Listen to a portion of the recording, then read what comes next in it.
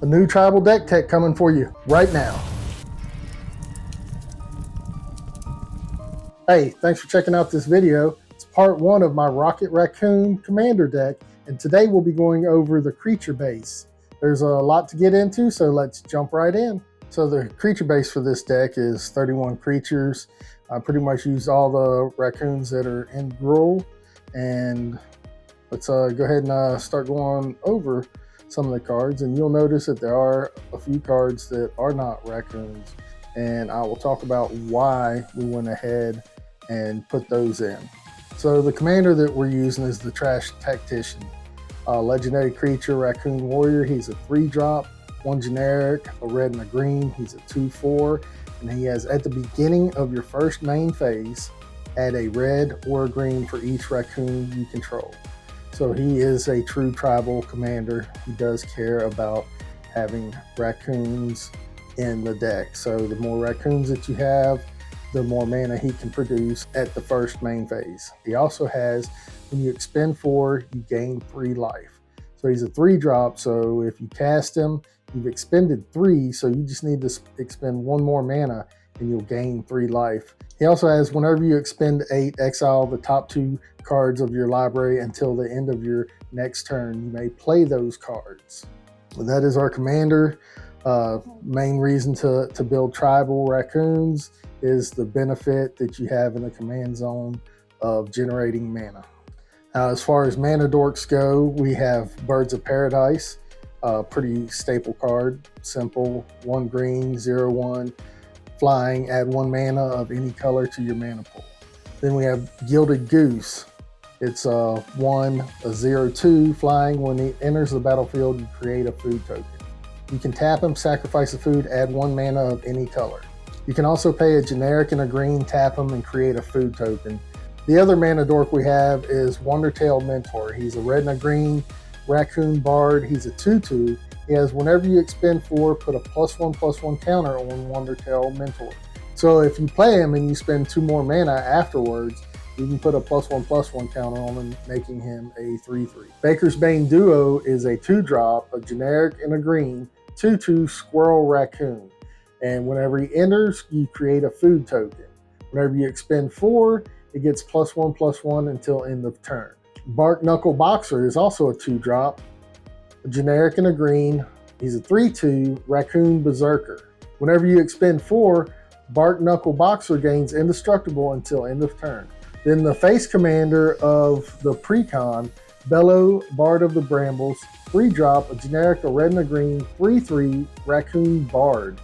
And during your turn, each non-equipment artifact and non-aura enchantment you control with mana value 4 or greater is a 4/4 elemental creature in addition to its other types, and has indestructible haste, and whenever this creature deals combat damage to a player, draw a card.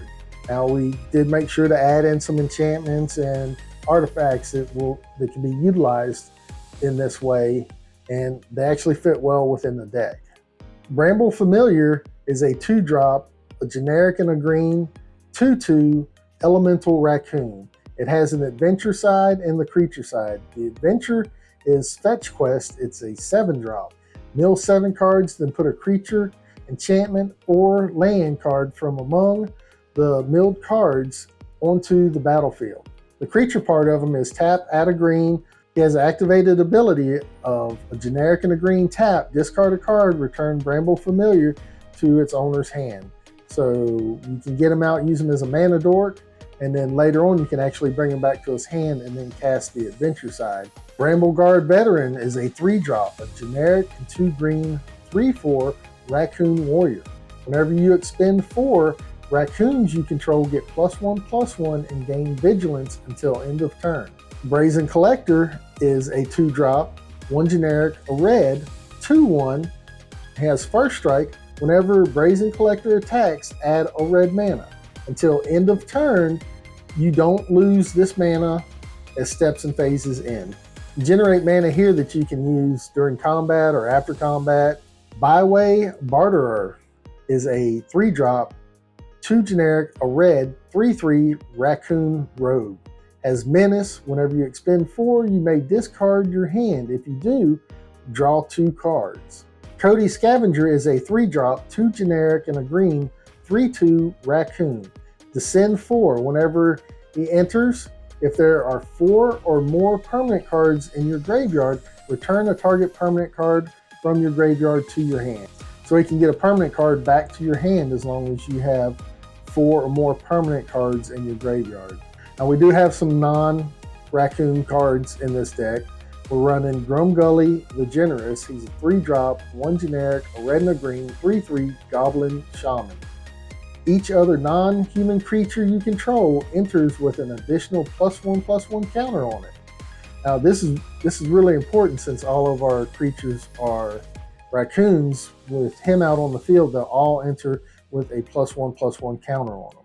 And this could be significant because Maha is a deck that I'm sure plenty of people are building. And if they build it right, pretty much it's going to wipe all the creatures out. So the more counters we can have on our creatures, the better suited we are to deal with Maha. Hearthborn Battler is a 3-drop, 2 generic and a red, Lizard Warlock, 2/3. Has haste. Whenever a player casts their second spell each turn, he deals 2 damage to target opponent. It doesn't matter which opponent it is, or if it's me, I can choose the opponent that 2 damage goes to. So it doesn't have to be the opponent that is casting their second spell. It can be one of my other opponents. Hugs Grizzly Guardian is X, 2 red, 2 green, 5/5, legendary creature Badger Warrior. As trample, when Hugs Grizzly Guardian enters, exile the top X cards of your library. Until the end of your next turn, you may play those cards. You may play an additional land on each of your turns. It's one of the few cards that is not a raccoon in the deck, but casting it, being able to pump into X, it allows me to get lands or even more raccoons that I can play, even if I have to wait a turn to play them. So that is one of the reasons that I put him in this deck. Junk Blade Bruiser. He's a 5-drop, 3 and 2 hybrid red or green. It's a Raccoon Berserker, 4/5, trample. Whenever you expend 4, Junk Blade Bruiser gets +2/+1 until end of turn. You'll notice that a lot of these raccoons have expend 4, whether it's buffing themselves or buffing your creatures or dealing damage or giving you some kind of card advantage. It's a fun little mechanic. It's going to be interesting to see how it plays out and also how it will play out in future releases. Keen-Eyed Curator, double green, 3/3, Raccoon Scout. As long as there are 4 or more card types among cards exiled with Keen-Eyed Curator, it gets +4/+4 and has trample. You can pay 1 and exile target card from a graveyard. Keen-Eyed Curator is one of the cards that I'm hyped about. You get to exile cards from people's graveyards, and once you've exiled 4 card types, it's no longer a 3/3, he's a 7/7 with trample. And I'm actually thinking of testing them out in my Savala deck. I think it's a great graveyard hate. It's something that you can do at instant speed, and you're just expending 1 mana, 2 mana. So all those graveyard decks, this is a new card that can battle that. If you're in green, this is definitely a card that I would look at adding to your deck, especially if you play in pods that there's a lot of graveyard recurral. So keep your eye on Keen-Eyed Curator. Klothys, God of Destiny, is another one of the creatures in this deck that is not obviously a raccoon. It's a legendary enchantment creature god. It's 1 generic, a red and a green, 4/5. As long as your devotion to red and green is less than 7, Klothys isn't a creature. As at the beginning of your pre-combat main phase, exile target card from a graveyard. If it was a land card, add red or green. Otherwise, you gain 2 life, and Klothys deals 2 damage to each opponent. This is another card, works great with the commander because your commander's generating mana based on your raccoons. This one can generate mana by exiling a land card from a graveyard. It doesn't matter which graveyard it is. Or you can exile a card and deal 2 damage to each opponent, which can be significant. And again, you're hating on that graveyard, so those graveyard decks get a little bit worse. Loyal Guardian is a 5-drop, 4 generic and a green, 4/4 Rhino. It's trample, it's a lieutenant. At the beginning of your combat on your turn, you control your commander, put a +1/+1 counter on each creature you control. Metallic Mimic is a 2-drop, 2/1 shapeshifter.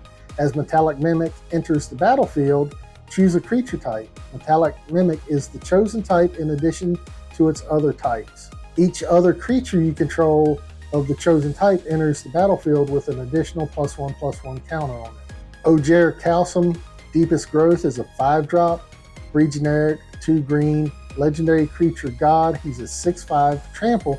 Whenever Ojer Kalsum deals combat damage to a player, reveal that many cards from the top of your library. You may put a creature card and or a land card from among them onto the battlefield. Put the rest on the bottom of your library in random order. And if he dies, you return him to the battlefield tapped and transformed under its owner's control. If Ojer dies, he comes back as a land, Temple of Cultivation. It's tap, add a green, or you can pay 2 generic a green, tap, transform Temple of Cultivation, activate only if you control 10 or more permanents and only as a sorcery. So unless they exile him, you can always get him back, even in later games, especially in the later games, whenever you do have 10 or more permanents. So just spending 2 generic and a green, tap it and transforming it, that gives Ojer back. Of course, he'll be tapped on the battlefield since he's transforming, but you'll have that creature back, and that's a big body to have to deal with on your next turn. Prosperous Bandit is a 3-drop, 2 generic and a red, Raccoon Rogue 2/2. Has Offspring 1, so you pay an additional 1 when you cast him, and you create a 1/1 token copy of him. It has First Strike. Whenever this creature deals combat damage to a player, create that many tapped treasure tokens. With this creature, you can actually generate some treasures. Of course, they are tapped, so you have to wait a turn before you can utilize them, but it does give you more resources so that you can cast more creature spells. Raccoon Rallier is a 2-drop, 1 generic, and a red. Raccoon Bard 2/2. It has tap, target creature you control gains haste until end of turn, activate only as a sorcery. So you get him out, and on your next turn when you drop a big bad or one of your powerhouse pieces, you can tap him, give that card haste, and just go to town on your opponents. Here's another shapeshifter in the deck, Realm Walker. He's a 3-drop, 2 and a green, 2/3 changeling. As Realm Walker enters the battlefield, choose a creature type. You may look at the top card of your library anytime. You may cast creature spells of the chosen type from the top of your library. So not only are you casting from your hand, but you can cast from the top of your library. You have cards that let you exile and then cast from exile. So I'm trying to pack a lot of stuff into this one deck here just to make sure that it's a fun little deck to run and that we can get in and have some fun games. Rush Shield Rampager is a 4-drop, 3 generic, a green, Raccoon Warrior, 4/4. He has Offspring 2, so pay that 2 additional mana and get a 1/1 token copy of it. This creature in the token can't be blocked with creatures with power 2 or less, meaning that unless they want to try to trade with your 4/4 by blocking with multiple creatures, or if they just have a board state that is a bunch of 1/1s or 2/2s, these creatures are getting in for the damage. And, whittling their life down, it actually is a great little thing to do. Scrappy Bruiser, 4-drop, 3 generic and a red, 3/4. Whenever Scrappy Bruiser attacks, up to 1 target attacking creature gets +2/+0 and gains trample until end of turn. Return that creature to its owner's hand at the end of combat. So those creatures that have Offspring, it's a great way to buff them, give them trample, and then get them back into your hand so that you can cast them again and get the Offspring so that you have more creatures, more raccoons on the field, so your commander's tapping for more mana, and you can actually go wider. Scrap Shooter, 3-drop, 1 generic, 2 green, 4/4. It has Gift a card. You may promise an opponent a gift as you cast this spell. So there's different gifts that can be given. This one just happens to be Gift a card. He has Reach. When Scrap Shooter enters, if the gift was promised, destroy target artifact or enchantment an opponent controls. So this is the raccoon version of a Rex Sage, but with the benefit of having Reach and being a 4/4. We're running Solemn Simulacrum. He's a 4-drop, 2/2. When Solemn Simulacrum enters the battlefield, you may search your library for a basic land card, Put that card onto the battlefield tap, then shuffle your library. And when he dies, you may draw a card. Now what's good about this is that it's a 4-drop artifact, so the commander from the precon will actually turn him into a 4/4 indestructible on your turn, so now you can start beating face with Sad Robot. Surk and Goreclaw, 6 mana, it's 4 generic, 2 green, 6/5, trample. Other creatures you control have trample. Whenever another non-token creature enters the battlefield under your control, put a +1/+1 counter on it, and it gains haste until end of turn. So this is putting a +1/+1 counter on your non-token creatures while also giving them haste and trample.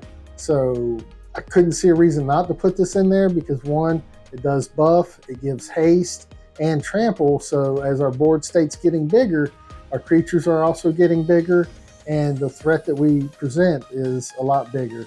So going wide with Raccoons seems like a fun little thing to try to do. Tareen Mauler is a 3-drop, 2 generic, and a red 2/2 shapeshifter. It's changeling, so it's every creature type at all times. Whenever an opponent plays a spell, you may put a +1/+1 counter on Tareen Mauler. So it's a creature that's going to get big as your opponents cast spells, and since it's a raccoon, along with every other creature type, it'll get all the benefits and also give the benefits of having raccoons. Teapot Slinger is a 4-drop, 3 generic, a red. It's a raccoon warrior, 3/4, has menace. When you expend 4, Teapot Slinger deals 2 damage to each opponent. So expending 4, he's dealing 2 damage. So as long as you're expending 4 mana, he's going to be pinging each opponent for 2. And it doesn't matter if it's on your turn or your opponent's turn. Trail Tracker Scout, a 1 generic, 1 green, 1/3 raccoon scout, has tap, add 1 mana of any color. Whenever you expend 8, return up to 1 target permanent card from your graveyard to your hand. So again, this is another card that has expend.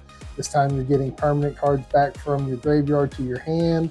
So you can get your lands, creatures, artifacts, enchantments, battles, whatever it may be that's a permanent. You can get it back to your hand by expending 8. And it will not be very hard to do in this deck. Hey, thanks for checking out part 1 of Rocket Raccoon.